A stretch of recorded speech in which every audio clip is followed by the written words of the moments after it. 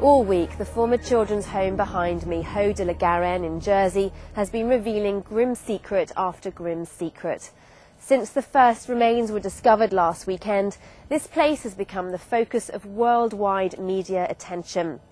All week, witnesses have been surfacing with horrific tales of abuse. The police are now conducting the largest criminal inquiry in the island's history.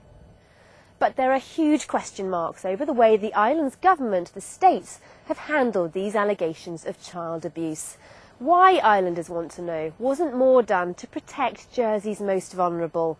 And want to know, has there been a cover-up?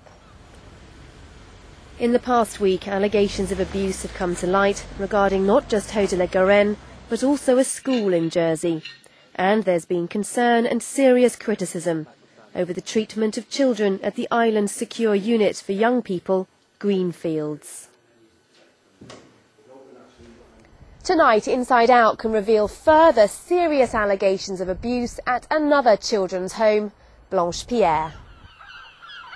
At this home in the mid to late 80s, a couple are alleged to have physically and emotionally abused children in their care. I was raised in the home from the ages of 4 to 11. As time progressed, it didn't go according to plan, to be honest. It's physical abuse and the mental abuse was quite horrific for a child, to be honest.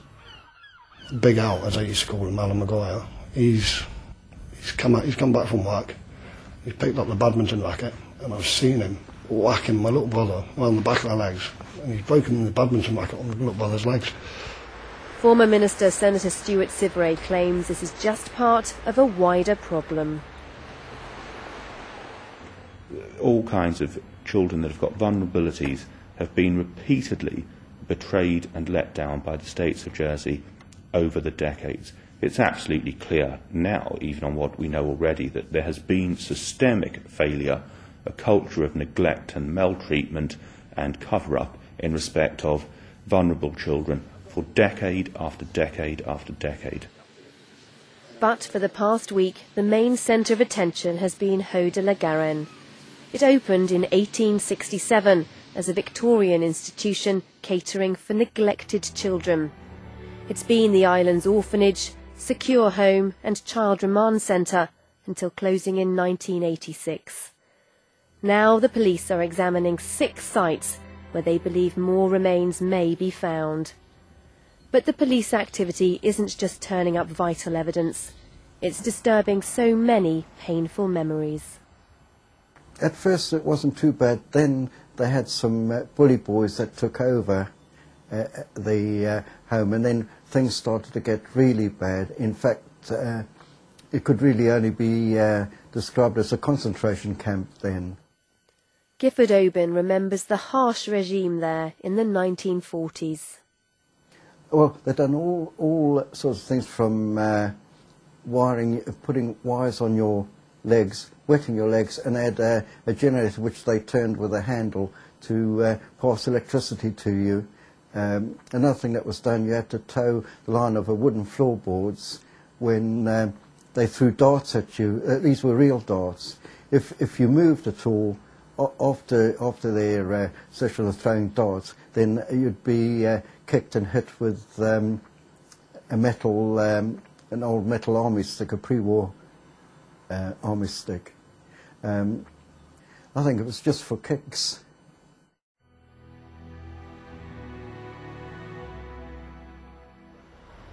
But it's the more recent stories of abuse that led the police in November 2006 to start a secret inquiry. An inquiry that's now identified 160 victims. Abuse at the home appears to have been rife, according to 2 sisters who claim they were physically abused during their time there in the 70s.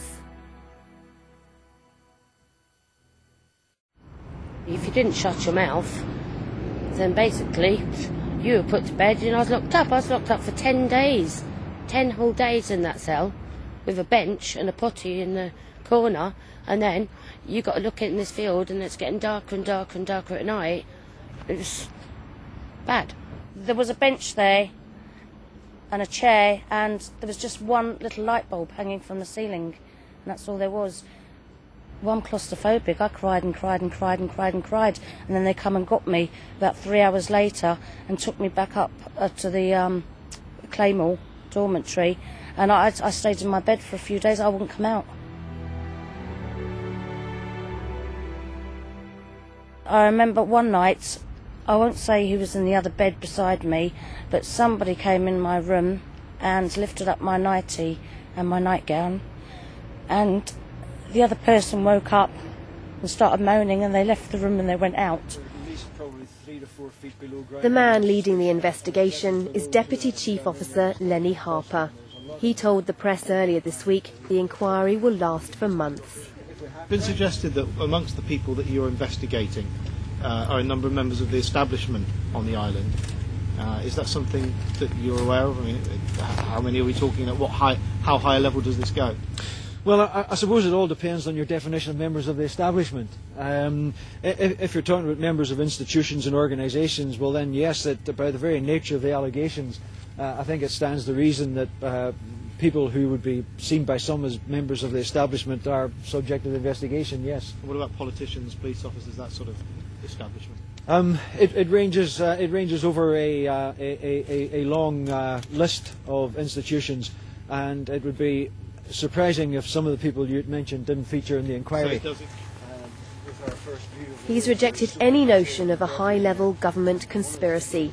But former Health Minister Stuart Sivray claims the sheer weight of evidence is fuelling his assertion that Jersey has a cover-up culture.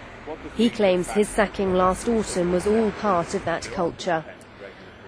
And there's no doubt Senator Sivray has been enjoying something of a political renaissance this week, basking in the media spotlight, here on Tuesday handing out a confidential report about an abuse scandal at a Jersey school. But his political opponents believe he's exploiting the situation.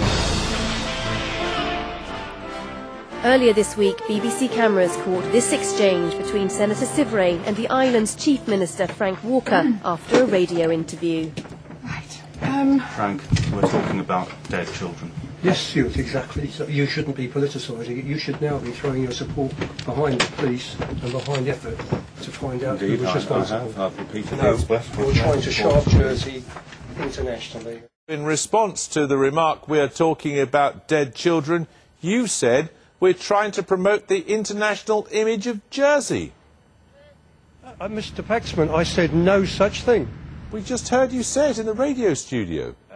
No, Mr. Paxman, you have not heard me say anything remotely approaching that. It's scenes like this played out on national television that have made Sivray and Walker something of a double act. Jersey will bring anyone who has perpetrated one of these horrible crimes and who may have conspired in a cover-up. We will bring them vigorously to justice, and they will feel the full weight of our courts. Thank you both. Just to clarify, the Jersey Chief Minister's exact words were, "You're trying to shaft Jersey internationally." But behind the political circus, there's a very serious question. Is Jersey capable of managing its child services? Inside Out has obtained a confidential report into yet another children's home, Blanche Pierre. This damning report talks of gross acts of physical and psychological abuse towards children. The report looks at alleged abuse at the home between 1986 and 1990, when it was run by Jane Maguire along with her husband Alan. The home is now run as a nursery with no connection to these allegations. The report